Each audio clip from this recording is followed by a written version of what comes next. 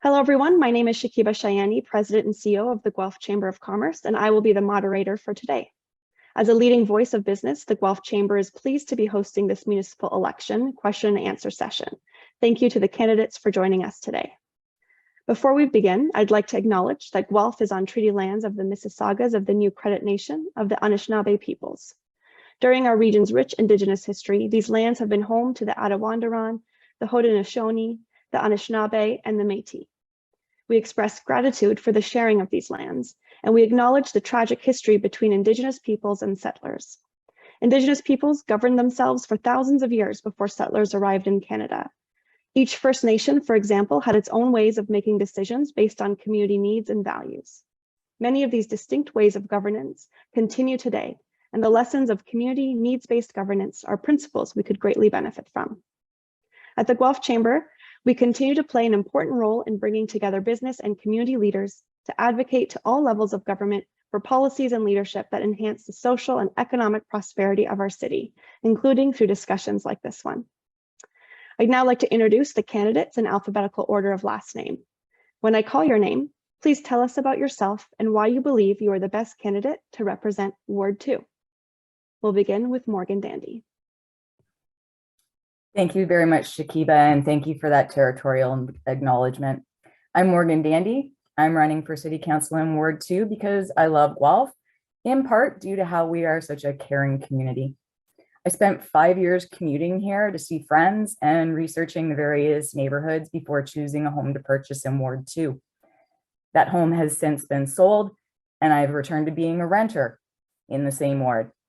I want to represent Ward 2 for the next 4 years to provide service to the greatest number of people at the level of government closest to residents. I want to collaborate with Ward 2 residents and business owners to create an even more connected community that cares for the needs of all our neighbors.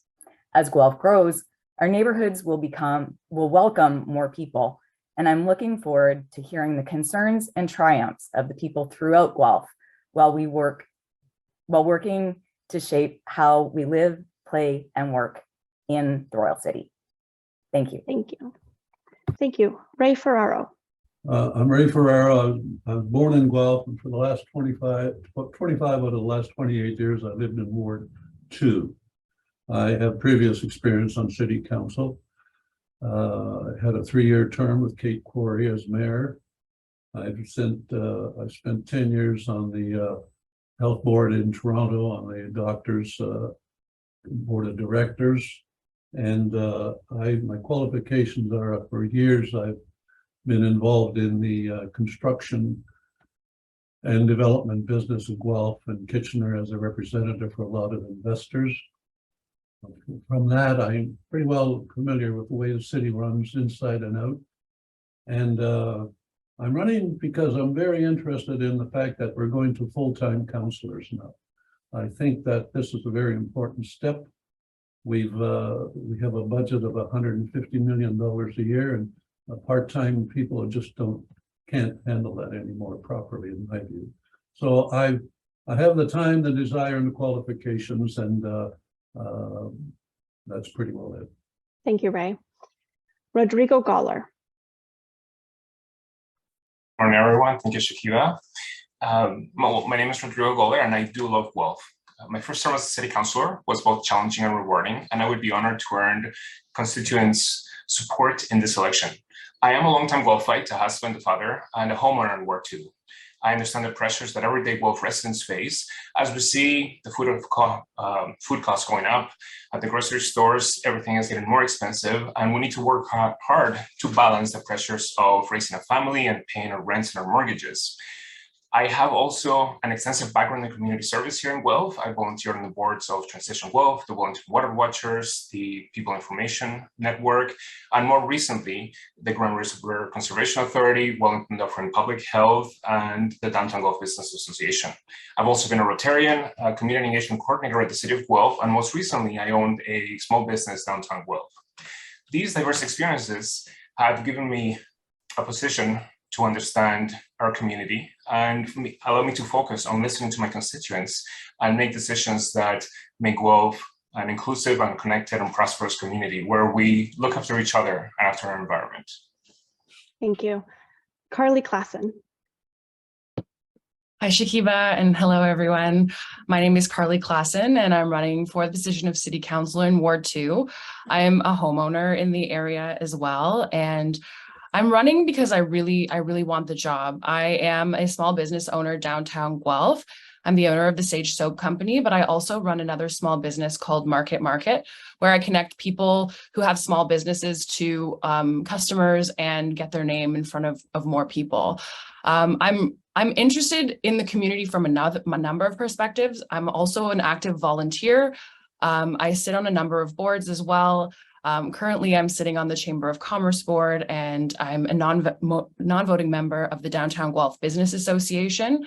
And I also volunteered for a lot of local events as well, like Hillside Festival, and actually on the weekend Rib Fest. And I really think that I'm qualified to do the job, and I love our community, and I want to see it grow and thrive together. Thank you. Rob Osborne. Hey, thanks Shakiba and the Guelph Chamber of Commerce for the opportunity to share. Fellow candidates, Councillor Goller. My name is Rob Osborne. I'm a local entrepreneur and business owner. I run B&R Media Group here in Guelph. I'm also the admin for the Guelph This and That Facebook group. I was born in Guelph and I've lived here for the better part of 44 years. I'm running for council because I believe Ward 2 needs better representation. We need more leaders that can balance the interests and priorities of Guelph residents first in their decision-making. I'm stepping up because I have the heart and skills to offer, and I want to take an active role in helping Guelph become a thriving community for everyone. On a professional level, my skills in communication, teamwork, and problem solving make me uniquely positioned to actively listen and improve two-way communication between Ward 2 residents and City Hall. Thanks. Thanks, Rob. And Raymond.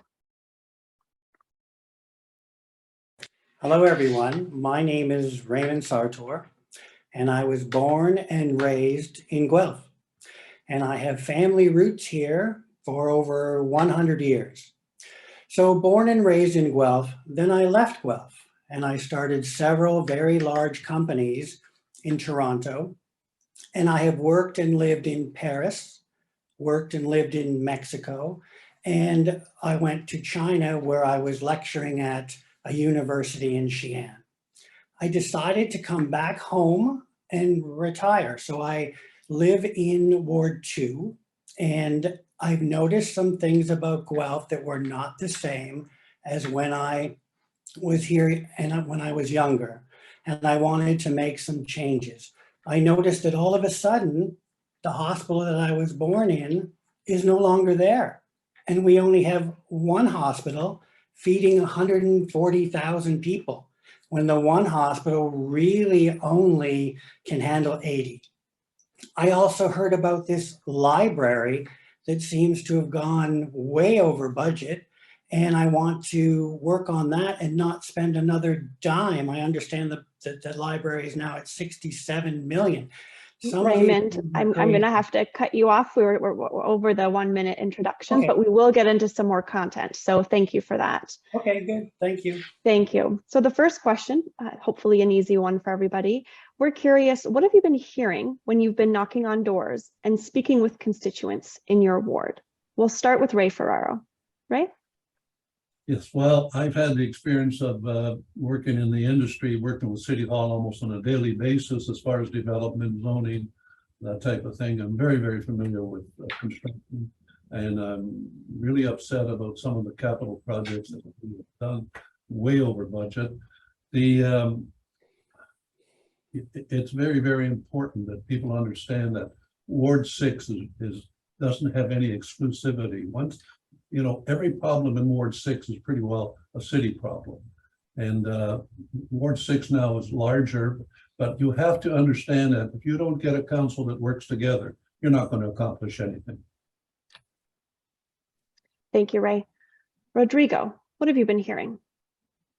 Thank you for the question, Shakiba. I have been knocking on lots of doors over the last couple of months. And one thing that I keep on hearing over and over is that we need to take better care of our community members who are experiencing homelessness. And I've heard this across the different neighborhoods in the ward.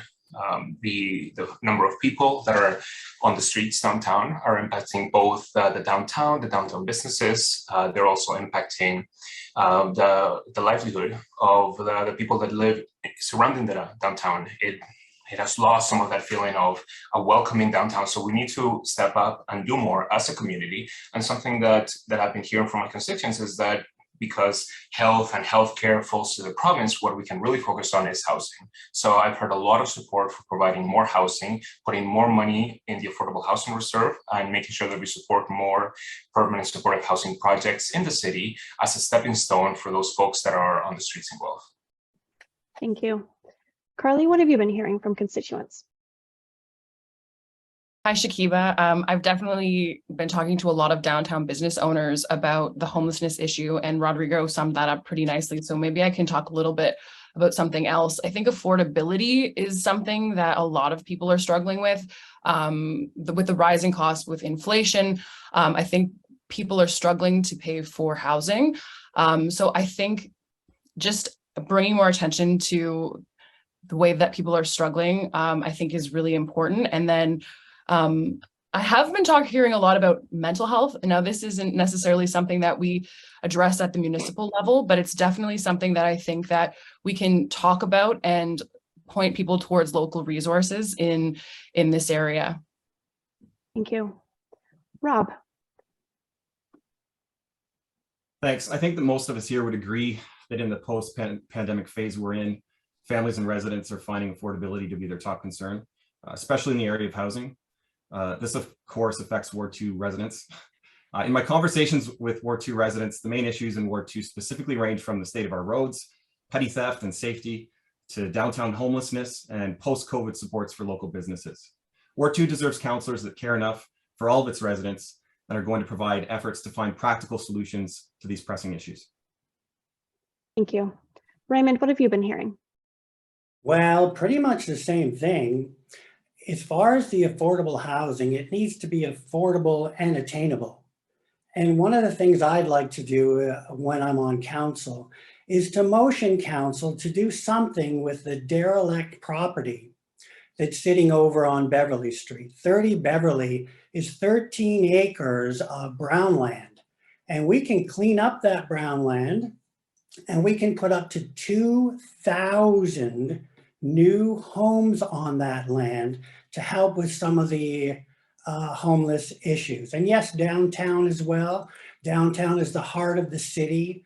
Don't mess with the ward, I'm hearing. And that's what I plan on doing. With downtown, we need to reopen the closed facility that was on Gordon Street that Sister Christine was very good at. We need to reopen that, and we need to do a number of things with downtown and make it shine again. And I'm excited about being part of that. Thank you. Morgan, what have you been hearing from constituents? Thank you so much, Shakiba. I spend most of my time downtown. I walk and use transit everywhere. I don't own a car. I chose to give up car ownership, and in part, it's due to affordability. Affordability is what I hear the most about. Working with people at Hope House, spending time in community with the individuals that access the food services at Royal City Mission has been an incredible part of my summer. Getting to know and having those individuals know who I am. I'm down talking to them. They know me, they know my service dog, and it's absolutely about affordability. You can't have a life when you're constantly concerned about where you're going to lay your head. And the unhoused, we need to get them housed. It will help with so many of the issues in our city today.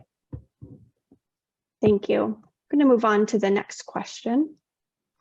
What do you believe is the biggest challenge or opportunity facing Guelph City Council in the next term? So the biggest challenge or opportunity, starting with Rodrigo. Thank you, Shakiba. I think that the biggest challenge for Guelph City Council facing next term will be how do we meet the province's targets in places to grow. We have to grow by a significant amount over the next 20 or so 30 years.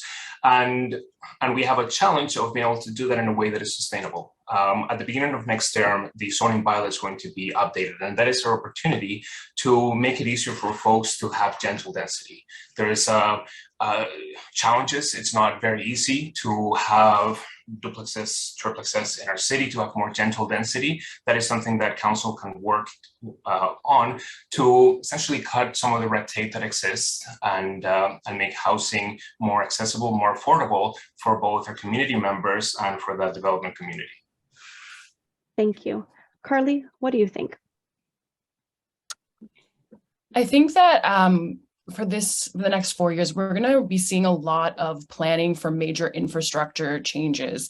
And I think this is a huge opportunity for different types of development to happen. And so I think we're going to need to balance the need for both future thinking about what this means, like we have to think long term, but then also, and what services are we going to need in 10 plus years versus this like short term thinking of, you know, what do we need now? Because city council's job is to do both. So from a development perspective, I just think that we have such amazing opportunities with the downtown Guelph renewal project, as well as the Baker Street development. And but we also need to balance some of that with the need for affordable housing, more affordable units, and the opportunity to do some new and exciting things like some of the different cooperative developments that I've been seeing going on, as well as more supportive housing. Thank you. Rob, what do you think? Thanks. I think we need a city council that's going to work together. With all the issues that Guelph is facing now, it's not the time for partisan politics or pettiness. I would like to see a more unified council that serves the priorities and needs of their constituents first. A wise council will reevaluate pre-inflation decisions made to see where savings can be found. We also need to find smarter ways to bring revenue to the city to not keep burdening our taxpayers. We need a more balanced approach with leaders that make decisions that are sustainable for the long term. Thanks, Rob. Raymond, what do you think is the biggest challenge or opportunity facing Guelph City Council? Wow, well, I think that the other candidates have hit on pretty much all of them. I'd like to see if we can keep the budgets tight. I think that after going through COVID, we're all tired. We all need a break. I'm proposing some minor tax breaks to give people a little bit of a break. As I said, we're tired through COVID. I'm looking at something like seniors free bus fare, with pets, no pet fee for licenses. The bigger projects we talked about, the downtown needs to be cleaned up. The library is a mess from a costing point of view, which was part of Councillor Goler's flip-flop on that. And we need to make sure we hold things tight and not increase taxes, work with the private sector to ensure that. Morgan, what do you believe? There are so many files that I've been following for the last 30 months as I've essentially been a shadow counselor. Downtown is absolutely going to be something that the next council will be dealing with. We're ready to be shovel in the ground for 2026. There's a lot of files that have been received recently, and the balance that has to happen between what's been received and the questions and answers that we need to come up with to make sure that we are balancing things. Our budgets, unfortunately, will have to grow. We're in multi-year budgeting, and yes, we do need to go back and take a look at what has come before. And we also need to respect the fact that our infrastructure is aging. To fix aging infrastructure, you need money.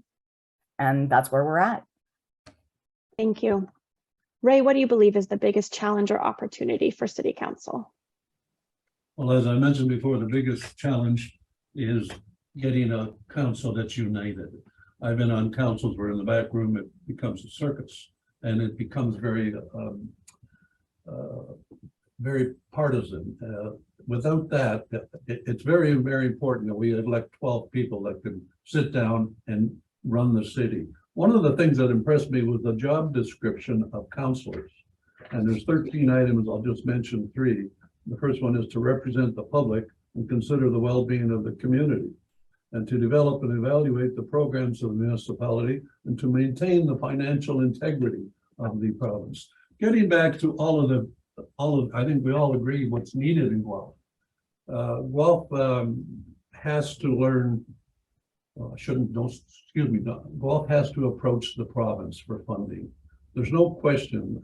In the last year, the province has funded health and welfare and mental health in Hamilton, Cambridge, Windsor, Niagara Falls, Simcoe, London, Brampton, St. Thomas, and Ayr. Not a nickel for Guelph on that basis. Thank you, Ray. We just have to move on to the next question. Thank you. Thank you. In this past term of council, the Transportation Master Plan was approved, which outlines updated mode share targets. For example, the municipality has set transit use to increase by 10% by 2051. What do you think it will take to achieve this increased usage and to ensure that transit is accessible and affordable? We'll begin with Carly. Hey there. I think maybe this might be not a very popular thing to say, but I think we really need to focus on getting cars out of the downtown core to be able to promote the usage of public transit. And I think that some of the proposed infrastructure changes coming up encourage people to either park outside of the city or take public transit into the city. And it's absolutely necessary that we feel that we can just hop on the bus, because I think right now it's a little bit, I think people are always trying to drive downtown, and I think that there's just not the capacity for it anymore. And in so many other cities, I see that everybody is using public transit. And I think if we kind of push away parking from the core, I think it will encourage people to use public transit a bit more. Thank you. Rob, what do you think? I think we need to make that parkade that just came up downtown free.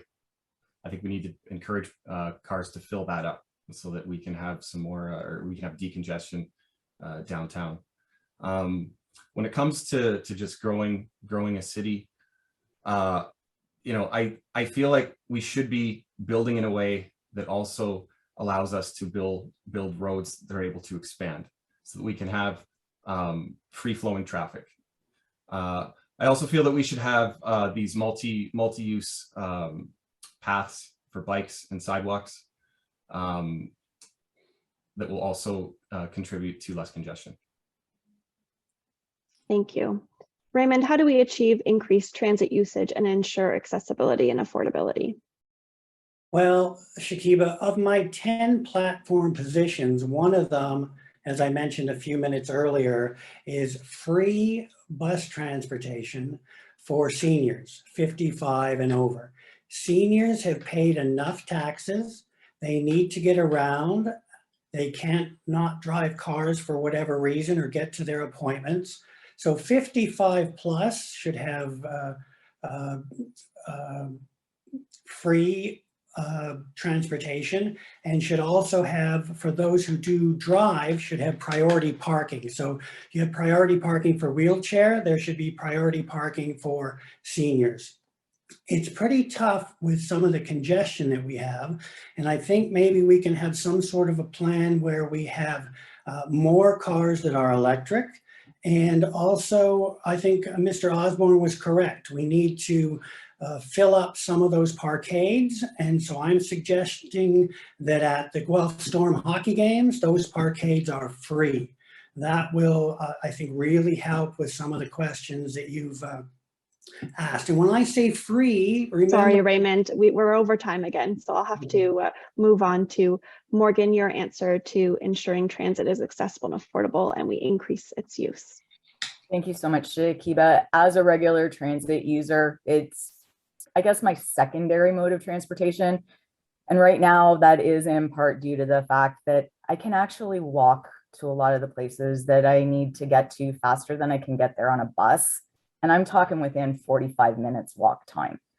So that is absolutely something that needs to change. If I can walk somewhere faster than I can take a bus, there's a problem with the way things are. So I'm really looking forward to the review that's going to be coming up and getting us from the hub and spoke model onto more of a grid pattern and allowing us to get from one side of the city to the other by implementing express routes. I would love to be able to have an appointment down in South Guelph, but for me to get there, I have to commit at least 4 hours of my day to do that.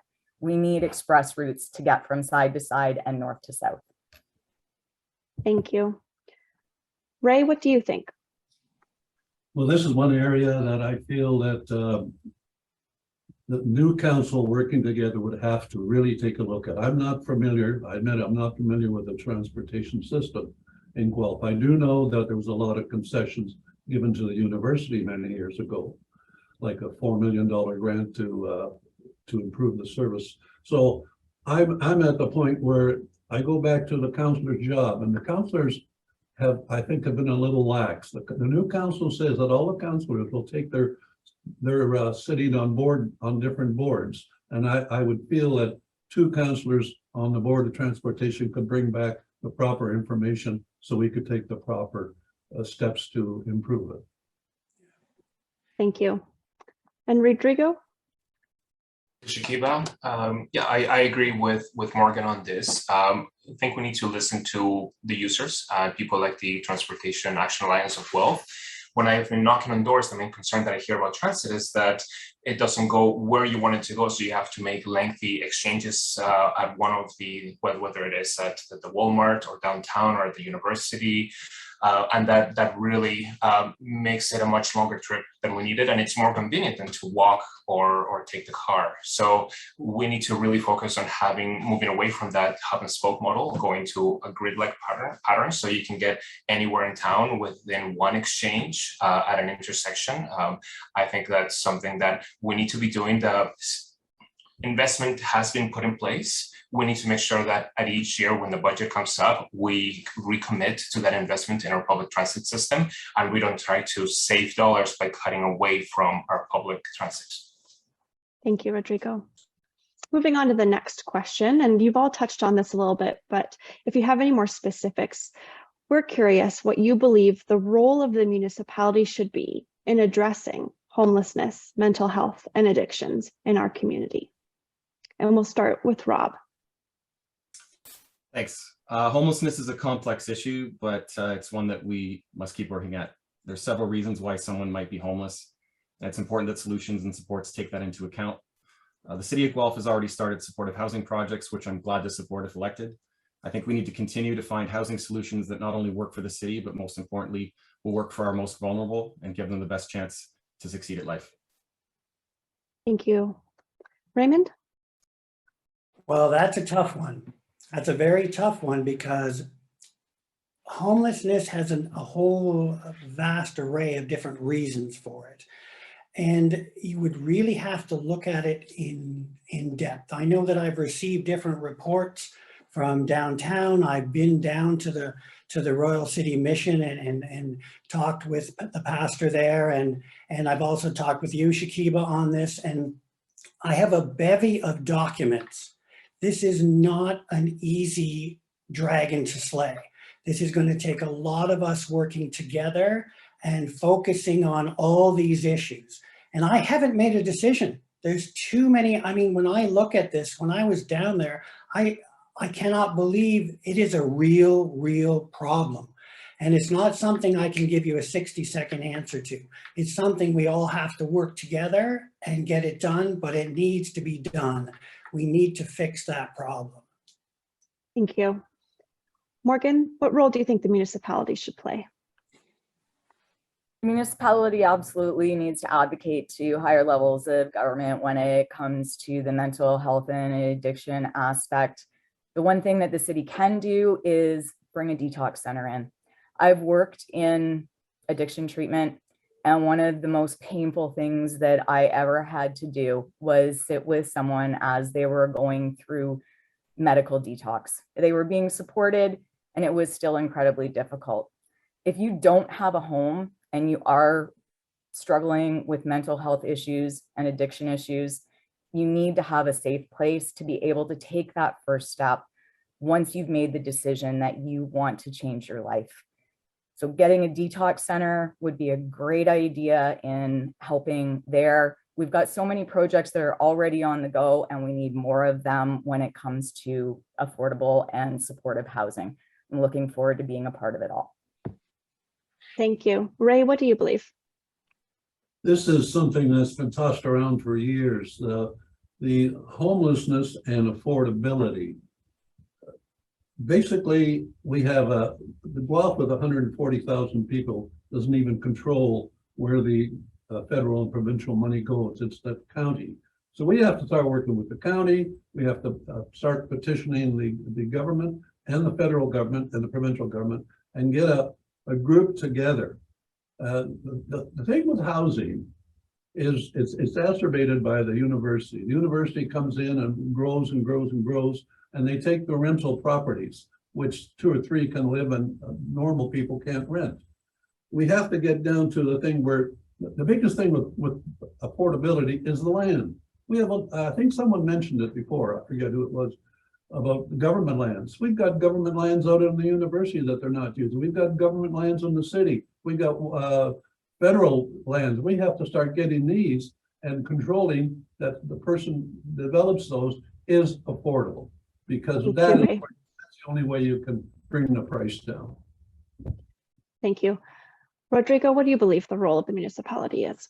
Well, I believe that it should be bigger, but unfortunately, we don't have the funding to address those issues, whether it is mental health, addictions. They are provincial level responsibilities, and we have to make sure that we don't take on responsibility without the foreign funding, because then we're using your property tax dollars that should be going for roads, water, parks, and we are paying for things like mental health and addictions supports.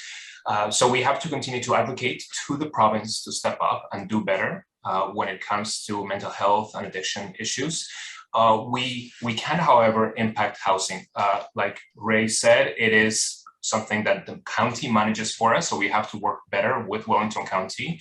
We also have to bring in more social housing to Guelph. We haven't had any new social housing in Guelph, and that is in part because we have not been putting enough money away to our affordable housing reserve to have those funds there to build.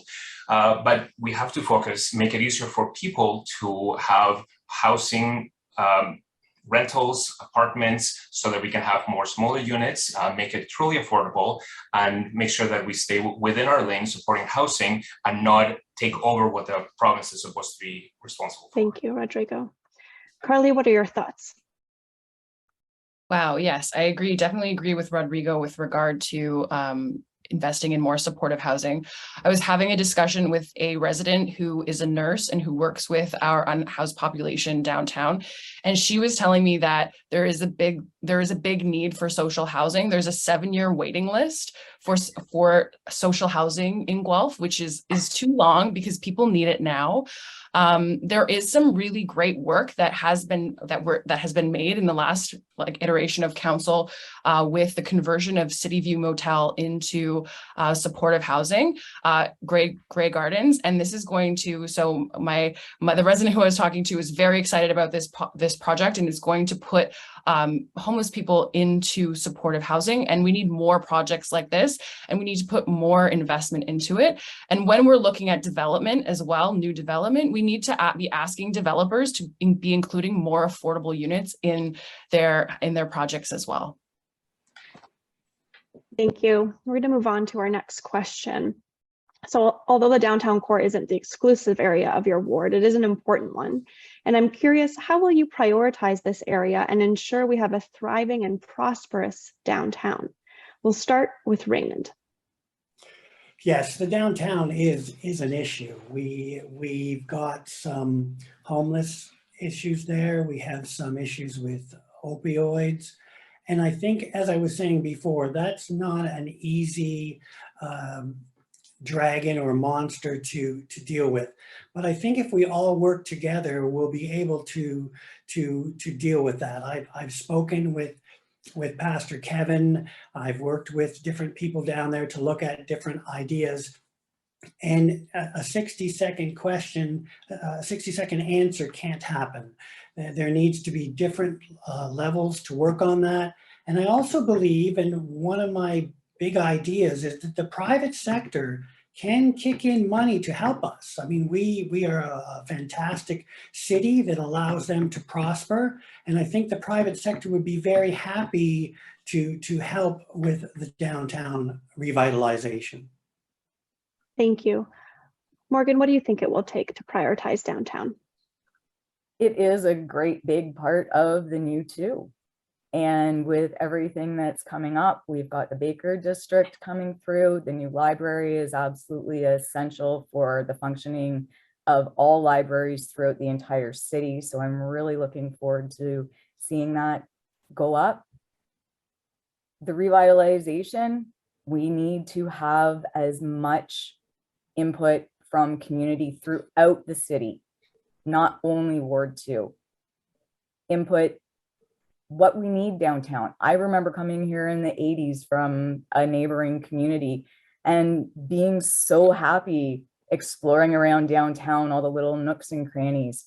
I'd love to bring that feel back again. And one of the things that needs to happen is we need the storefronts filled. Maybe we can have a win this space contest like they did up in Clinton and get our downtown revitalized. I'd love to see the storefronts full. Thank you. Ray, what do you think it'll take to prioritize a prosperous downtown? Well, the downtown, I've done some projects downtown. I've looked around at other cities. I've talked to other people who are involved with them. The only way you can revitalize a place like downtown is bringing people there. That is a perfect spot now that it's in Ward 2, excuse me. Now that it's in Ward 2, that is a perfect spot to centralize rental housing and that type of thing to get people down. When you get people downtown, you're going to get support services. It's very, very difficult to deal with individual owners. But the library is another issue. I don't think, well, the library is not going to help the downtown. Years ago, we decided that we would have a satellite system. We have a fairly decent, I think, a very decent existing.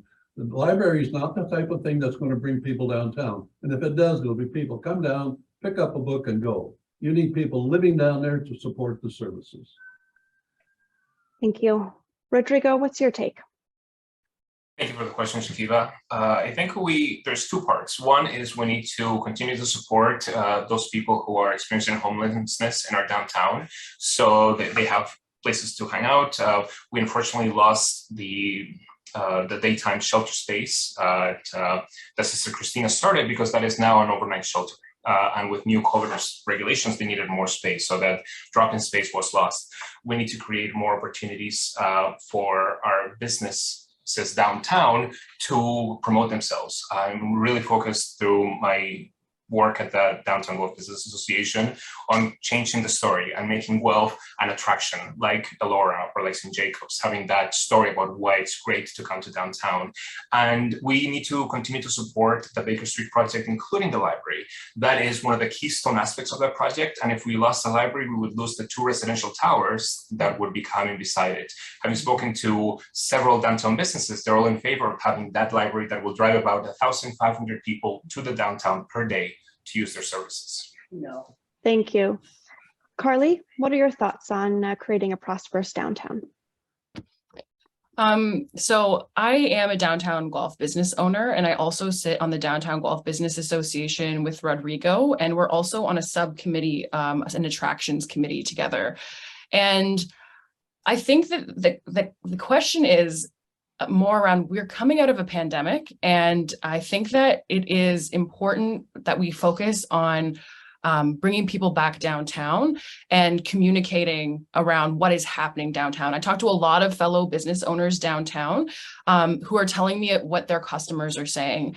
And a lot of the time it's things like, I didn't know where to park, and we need better signage around what's happening so we know where to park. It's simple things like that. I actually talked to somebody the other day because there is some new signage downtown. And so I am seeing these little things, and people are appreciating it. And I think our downtown, I think we need to work together to accept and realize that Guelph is a great place for tourism. And further investment in that is only going to amplify people coming downtown. Thank you. Finally, Rob, how would you prioritize a prosperous downtown? First of all, I love downtown Guelph. I live downtown and I operate my business downtown.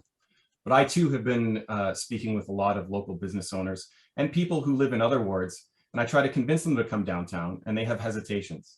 It's not fair to the business owners downtown to be forced to operate without proper supports. Business owners have the right to expect law and order. We need to find solutions to homelessness, addiction, and mental health issues that face the downtown. We need more day programs so that these citizens have a place to go, so they're not a burden on businesses or patrons. We have the opportunity to develop an appealing, thriving downtown core if we are willing to actively solve current issues.